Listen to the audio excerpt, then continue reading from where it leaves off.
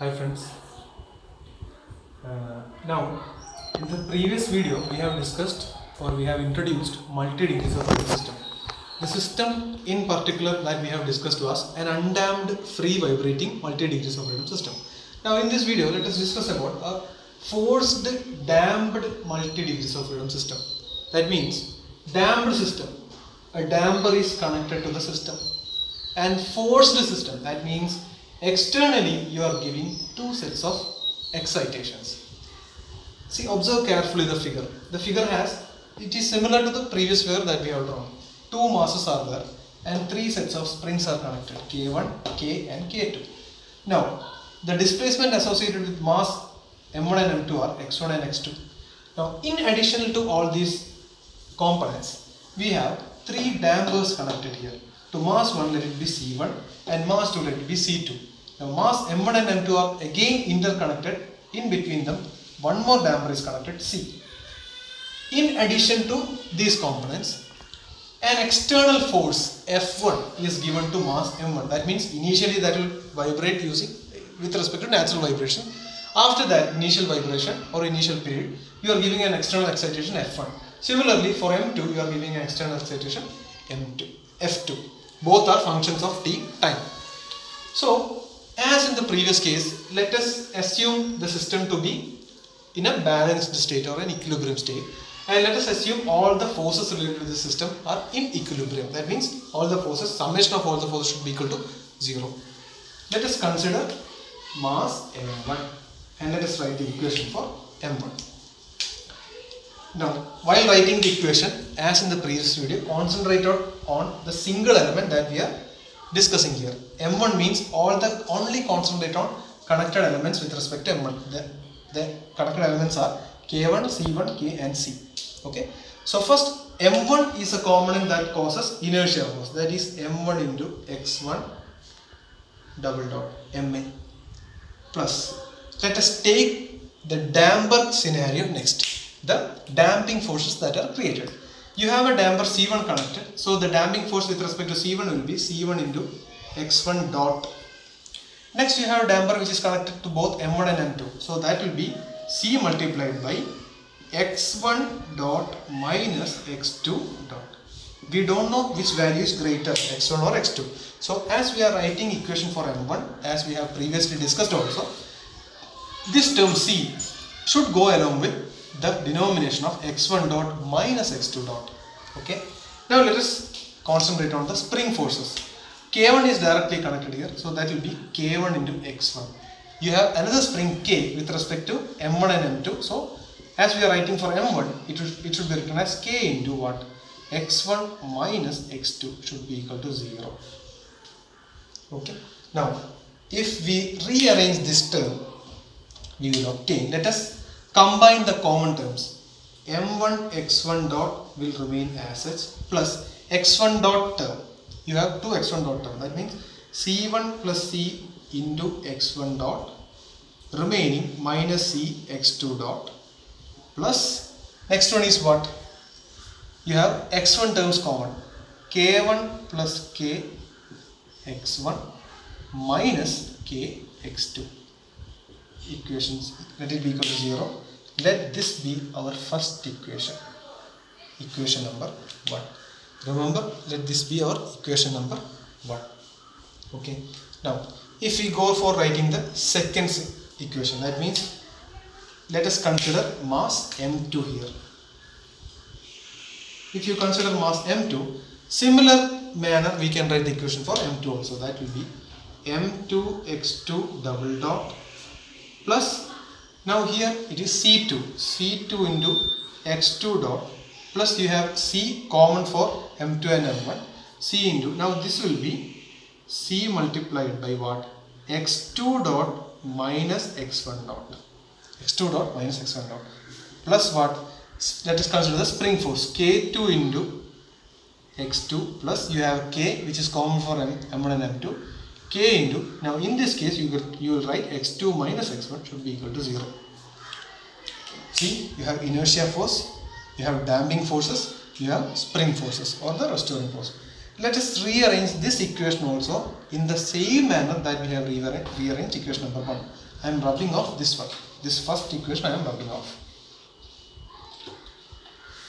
Rearranging the new equation, we can combine the common terms as m2 x2 will remain as is m2 x2 double dot plus, we have the common x2 dot here, so that will be c2 plus c multiplied by x2 dot plus, remaining will be minus c x1 dot, next will be plus, now x2 term common here, k2 plus k x2 minus k into x1 equal to 0.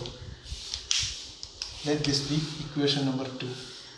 Now what we have with us? We have with us two sets of equations. I am rubbing off this one. Both equation represents the governing equation with respect to this multi-degrees of freedom system, which is coming under the category of forced damped system. Look into both the equations very carefully.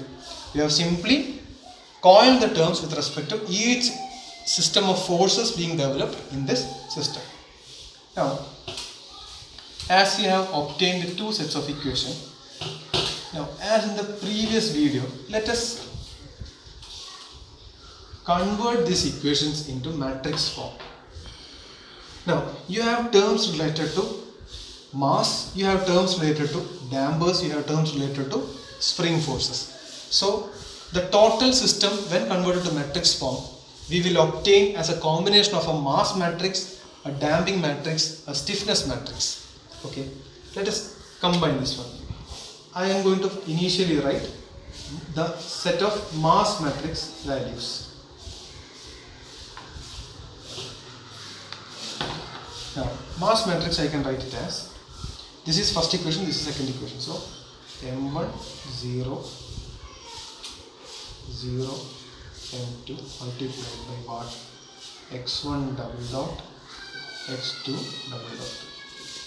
This is mass matrix. And what is this one? This is acceleration matrix. Plus, secondly, what we will have?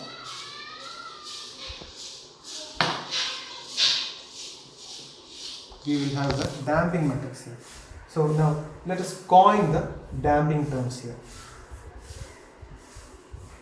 What are the damping terms here?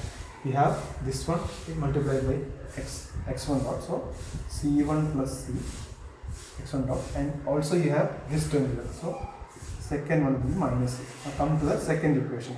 We have what? Minus c here, x1, then you have c2 plus c, and the next matrix that comes here will be x1 dot x2 dot. Now what is this one? This is the damping matrix, and what is this one? This is the velocity matrix. Now the remaining portion we will have stiffness matrix. What are the stiffness components? This is first equation, this is second equation. So k1 plus k, we have k here, that is the second term, and here we have minus k, you have k2 plus k multiplied by what? x1 x2. This is the restoring force or spring matrix. So mass matrix multiplied with acceleration matrix, damping matrix multiplied with velocity matrix, and stiffness matrix multiplied with what? Displacement matrix. This should be equal to what? The equation number 1 and 2, we have a slight different variation here. As this is a forced system, this shouldn't be equal to 0. This should be equal to what? f1 of t. So this is equation number 2. This is equal to f2 of t. This should be f1 of t. You have to change those previous equations, okay? See, I have written a small equation in between here. This was the very first equation that we have written with respect to that figure we have drawn. With respect to mass 1, we have written the same equation. You can go through the first initial period of the video, you can see the same equation. But on the right hand side, I have made a mistake. I have written it equal to 0. Now, as we are discussing this case for forced damped system, the right hand side should be equal to f1 of t. Similarly, when you write the second equation, the initial phase of the second equation should also contain the right hand side should be equal to f2 of t. Please do make a note of this one. This is very important. In the initial time of this video, in the initial period of this video, I have written right hand side equal to 0. But in this case, the right hand side shouldn't be equal to 0 because you have two external exciting forces f1 of t and f2 of t. Those should be coming in the right hand side part. Okay. Okay, I'm going to cut this off. Now finally, we have both the equations in the matrix form like this one. So now this matrix form also has a right hand side. So right hand side should be equal to what? f1 of t and f2 of t. This is the matrix equation.